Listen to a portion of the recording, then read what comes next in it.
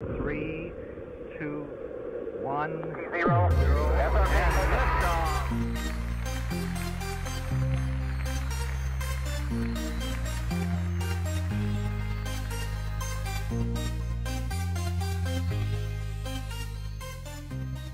Welcome everyone to the long-awaited, highly anticipated van and tiny home tour. My name is Dakota Etheridge and I'm someone who has allowed the internet to influence me to quit my job and pursue building this tiny home in a van to travel the country. This van is 100% DIY baby and I'm so proud of my results, so I would love the honor of showing her off. My van is the 2020 Ford Transit cargo van. This is the van that I needed simply because Ford's high roof vans are the tallest on the market, and it's really the only van I'd be able to stand up comfortably in, being 6'2".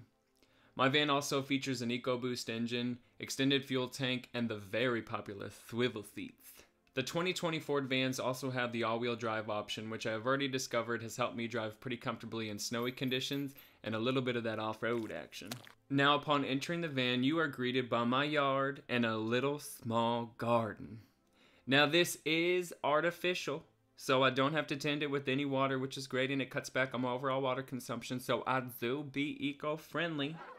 Also, my spices are here to say hi in these little magnetic spice jars. For my interior aesthetic, I wanted it to be as modern and minimalist as possible while still being a comfortable and functional living space. Because I had no previous experience with like woodworking or cabinetry, the star of the show is really these IKEA cabinets.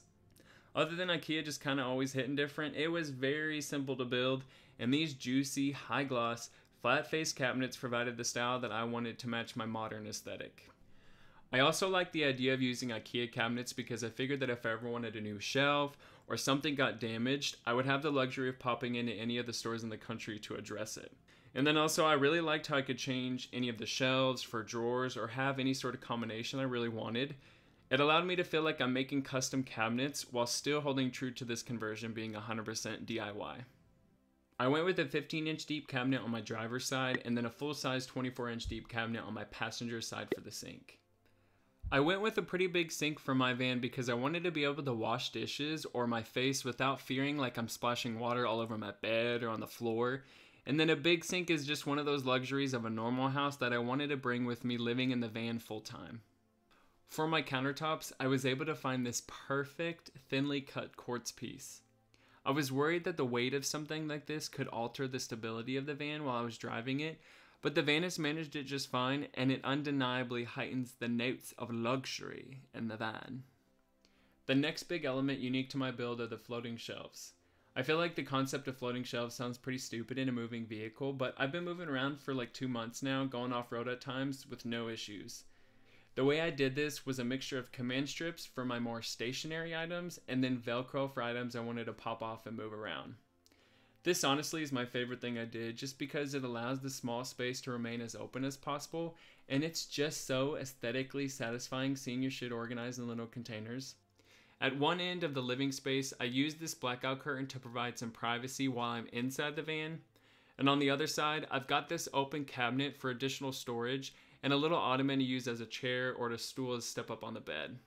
The space that I was working with inside the van for the build was about 10.5 foot long by 5.5 foot wide. I wanted to ensure that with this space, I could sleep comfortably while also having enough space just to move around, access everything I needed, get ready for the day, or just hang out with one other person inside the van without being on top of one another. That being said, my bed's dimensions are about 63 inches by 53 inches, which is pretty small for someone that's 6'2", but my idea was to sacrifice as much bed space as possible while still allowing me to sleep comfortably diagonally on the mattress.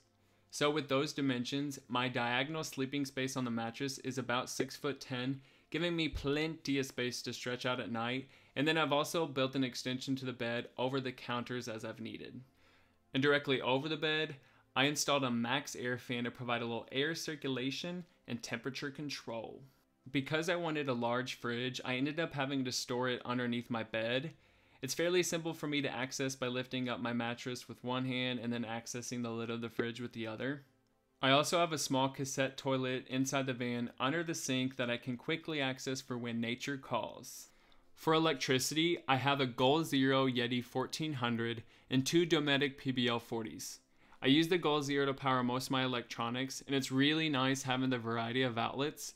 And I use the PBL40s to power my fridge and my vent if I need to use it.